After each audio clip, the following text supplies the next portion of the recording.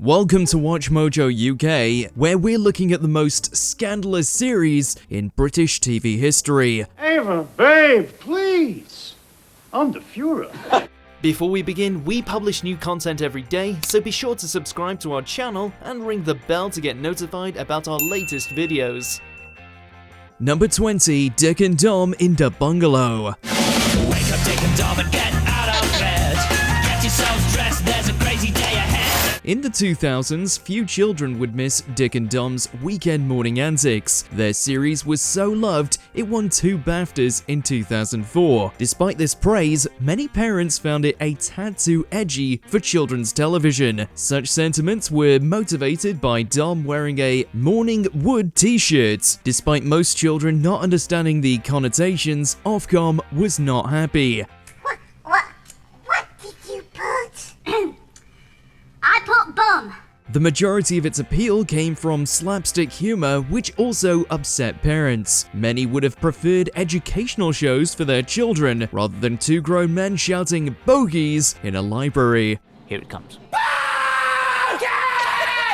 Even Conservative MP Peter Luff called for it to be cancelled. Number 19, The One Show. One of the UK's most popular chat shows began broadcasting in 2006. Despite its innocent nature, it's caused a handful of controversies over the years. Frankly, I'd have them all shot. For instance, in 2011, Jeremy Clarkson appeared, then made some comments that garnered over 21,000 complaints to Ofcom. Jimmy Carr's appearance in 2015 was similarly scandalous. Recently, presenter Jermaine Genus was sacked due to claims of inappropriate behavior. He lasted longer than Jason Manford though, who was let go after 3 months as a presenter. The most hilarious controversy was in 2011, when Matt Baker asked PM David Cameron how he sleeps at night. Just very quickly, how on earth do you sleep at night? Number 18, Hell's Angel. What makes Teresa of Calcutta so divine? Saint Mother Teresa is a hero to millions of Christians. In Calcutta, she founded the Missionaries of Charity. It was a Catholic organization seeking to aid the impoverished. In the late 20th century, the media adored her. Not everyone agreed, which led to Christopher Hitchens and Tariq Ali's documentary Hell's Angel. How does the reputation of Holy Mother Teresa look if, just for a moment, we switch off Malcolm Muggeridge's kindly light? It massively criticized her, claiming her institutions were massively corrupt. Many of her patients were seriously mistreated, and when asked about it, Teresa said, "The world gains much from their suffering." Other criticisms were made, resulting in a huge debate globally after it aired. Everything was peaceful in the parts of the country we visited, she claimed, after touring the killing fields of Guatemala. Number 17, Top Gear. Launching in 2002, the series became a huge hit internationally. The trio of Clarkson, Hammond, and May had chemistry that millions adored. Regardless of its praise, there were constant controversies while it was on air. What matters to lorry drivers? Murdering prostitutes? And fuel economy. Everyone knows Clarkson's final scandal, which got him kicked off after he assaulted a producer. The presenters also made a few offensive comments, which caused countless complaints to Ofcom. Imagine waking up and remembering you're Mexican. That'd be brilliant. It'd be brilliant because you could just go straight back to sleep. The most infamous scandal was potentially their Argentina trip. One of their number plates referenced the Falklands War, which outraged locals. Things got so heated, they had to flee Argentina, scared for their lives. Nationalists, whatever, believe that the Falklands are Argentinian, they don't like the British, and they're in the hotel. Number 16, EastEnders. Since 1985, there have been over 7,000 episodes of EastEnders produced. It's become one of the UK's most popular soap operas, but of course, it's had plenty of scandals. Hello there. No, back off there, Sean. I just want to talk to the lady. Get off! In 1997, it sparked outrage for reinforcing stereotypes about the Irish. 3 episodes were filmed in Dublin, which was so offensive the BBC had to issue an apology. Another controversy included hiring Leslie Grantham, a convicted murderer, to play Dirty Den Watts. It's me. Oh, come on. Don't I get a proper hug or what? Grantham later got into more trouble when the Daily Mail leaked inappropriate pictures of him. We can't fail to mention the 2010 baby swap storyline, which earned the BBC and Ofcom over 8,500 complaints combined. That's my boy. Number 15. Mrs. Brown's Boys. I went to the doctor for my first visit. He told me to bring a sample with me. I brought a freaking milk bottle full. Brendan O'Carroll created the series based on an older character of his originating in the 90s. Since its debut, it's maintained a high viewer count, but consistently negative reviews. Its humor is often considered offensive, with O'Carroll once making a joke allegedly so racist in rehearsals that he formally apologized. And if you get the wrong answers, he'll shoot me. This caused a huge uproar, with people saying it's an outdated series which should be taken off the air. In 2011, the Metro said it was jaw-droppingly past its sell-by date, a sentiment still believed over a decade after its conception. With so many viewers, it's unlikely to be cancelled anytime soon. It's the gonorrhea that rose. Number 14. Naked Jungle. To a game show with a difference. Jungle Run was a highly popular children's game show from the early 2000s. Children would go through a series of assault courses set in a mythical jungle. Now, how would it sound if we repeated it for adults, but they were all entirely naked? Okay, this is the big moment.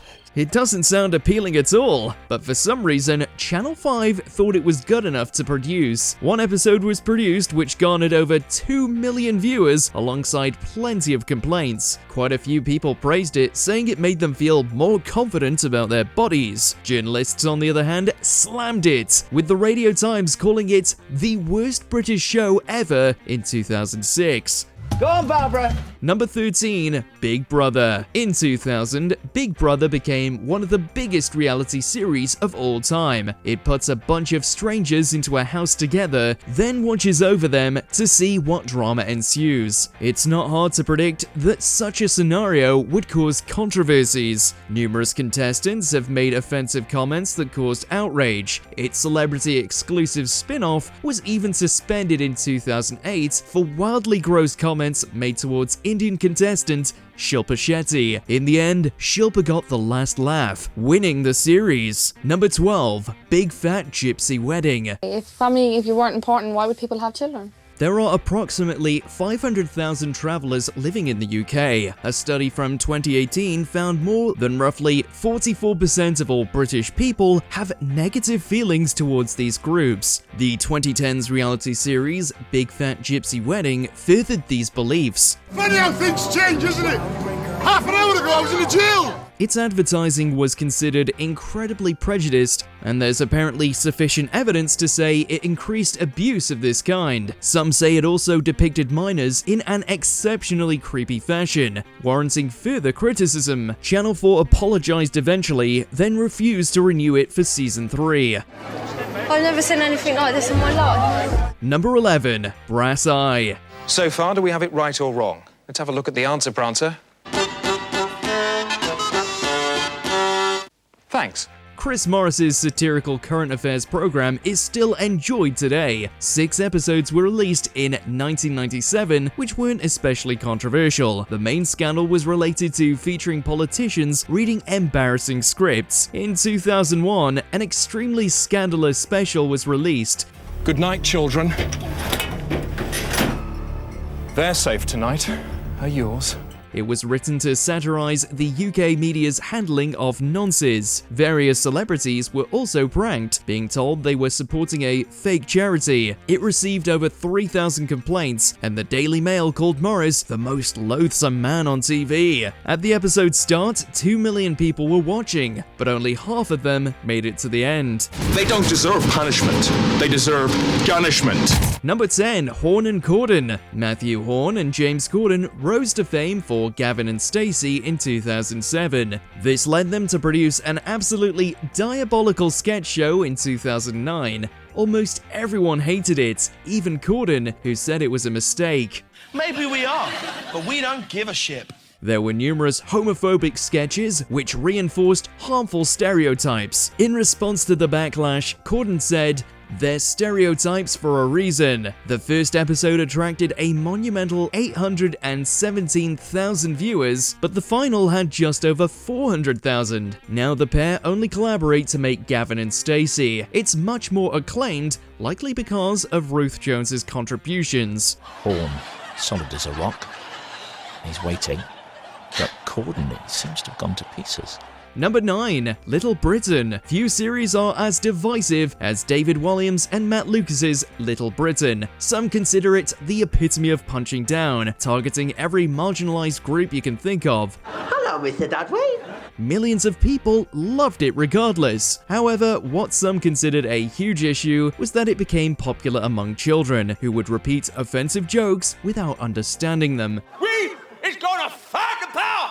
Walliams and Lucas re-edited Little Britain in 2022, cutting out the most criticized parts. This version had since appeared on streaming sites, but their follow-up, Come Fly With Me, has been removed entirely. Number 8. Bose Selector. I'm Michael Jackson. I welcome you to my crib. Leeds comedian Lee Francis became a household name after the popularity of Bose Selector. Numerous celebrities were unflatteringly parodied. Craig David was the most famous, who said the portrayal ruined his life. When I say Bo, say Selector. Read?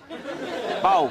Selector. Can I get a rewind, Bo? Selector. Proper good. Trisha Goddard was another who didn't take kindly to her parody, and even said her children were bullied because of it. Don't tell me, tell the camera. Don't look at me, look at the camera. In 2020, the series was pulled from streaming sites. Francis eventually apologized for his antics, but in 2025, changed his mind, saying he regrets nothing. This seemed to support Craig David's observation that he only said sorry because he was on the back foot. Number 7. The Biggest Loser. Body shaming is one of the worst ways you can help someone improve their unhealthy weight. Well, this series was essentially competitive body shaming. Contestants were forced to lose as much weight as possible, as quickly as possible, through whatever means necessary. It's a miracle no one died with how medically unsafe their tactics were said to be. A lot of contestants reported long-term physical damage, with Series 3's winner saying it was the biggest mistake of her life. According to her, showrunners forced people into being the villains or heroes. This resulted in a lady with an injured leg being portrayed as lazy. The entire ordeal was despicable, and we're all glad it's left our screens. Number 6.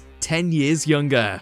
I've no aspirations to be a beauty or anything like that, because I know I'm not. I just want to be. Getting old is one of the few things we'll all experience. Unfortunately, instead of growing comfortable with that fact, this show sought to demonize any signs of aging. It equates beauty with youth, often targeting women. This reinforces society's harmful belief that men age gracefully, but women are forced to fight it. And she's binned those sexless aging clothes in favor of something infinitely more flattering. It therefore says aging is unacceptable for women, tying their worth to their appearance. It begins with 100 people on the street estimating someone's age, often guessing too high. She looks like she smokes, she looks quite bald, quite skinny. Then, they'd push cosmetic procedures such as plastic surgery. At the end, the contestant is glamorously styled to standards unattainable in daily life. Number 5. How to Look Good Naked. Stylist Gok Wan used to be all over TV in the 2000s, with this being one of his most famous series. It masqueraded as a way to improve women's confidence, but was instead exploiting their insecurities. For instance, they'd take naked photos of women, then have them plastered in public. A lot of pressure was put on the contestants, making it feel grossly humiliating. Wan would then style them, giving them a makeover to look more conventionally attractive. It would finish with them doing a nude catwalk, strutting their newfound confidence. Some people argued that its message was that personal transformation is equal to improving your appearance. Number 4. Fat families. I'm in Telford, Shropshire, and I'm about to meet one of the fattest families I've met in my life. The best thing about this series is that it would never get made today. Watching it is extremely uncomfortable. It's fat shaming to the extreme. It shows host Steve Miller trying to help overweight individuals, but his methods are straight up bullying. It's since become a bit of an internet meme, with edits becoming popular on TikTok. I can't help it. While they exaggerate Miller's ruthlessness, it's not that far from the truth. It's disturbing that something like this was ever made, pushing the limits of how abusive and exploitative reality TV can be. According to one guest, they were forced to do things to make them appear more unhealthy. For instance, they were forced to throw junk food they'd never buy into a shopping trolley. And they've really got to cut down on these big, fat, massive portions. Number 3. Love Island. You know when you're in the moment, like, and it just happens? It was sort of like one of them. This reality competition has been wildly popular since it started. It's also been extremely controversial, with tons of people calling for its cancellation. It throws a bunch of single contestants on an island. If they begin a relationship with someone else, they can win £50,000. The main reason it's controversial is because of how 4 people involved took their own lives. In a statement, they said, "We can confirm that our Caroline passed away today, the 15th of February. Some of these individuals came under intense scrutiny from the media and public. Over the years, it's received tons of complaints, but it still airs. They've recently tried to care more about contestants' mental health, but many think it should be cancelled entirely. Thalassitis and many who knew him believe the nickname was part of a false persona that was created for him, broadcast to millions of strangers. Number 2. The Jeremy Kyle Show. For years, all you could find on daytime television was Jeremy Kyle exploiting the working class. It's widely considered a form of human bear baiting. Kyle would feature struggling individuals, almost always working class, and then instigate conflict between them. He acted as if he was solving their problems, but people argued that really, he just made things worse. Kyle often utilized polygraphs to detect lies, which are not scientifically proven to work. In the end, it was cancelled after a guest took his life shortly after appearing. His name was Steve Diamond, and Kyle didn't hold back with him. He felt that he hadn't humiliated or belittled Steve Diamond in this case. Kyle said he was a serial liar and reduced him to tears. Number 1. Benefit Street. James Turner Street was one of the best streets. Unemployed. No, one of the worst. Taking our top spot is one of the most detested shows in British history. It's a documentary about people living in extreme poverty in England. The resulting series was deemed incredibly distasteful. Many of the individuals featured were relentlessly harassed online. I'll grow out of it at some point. I hope.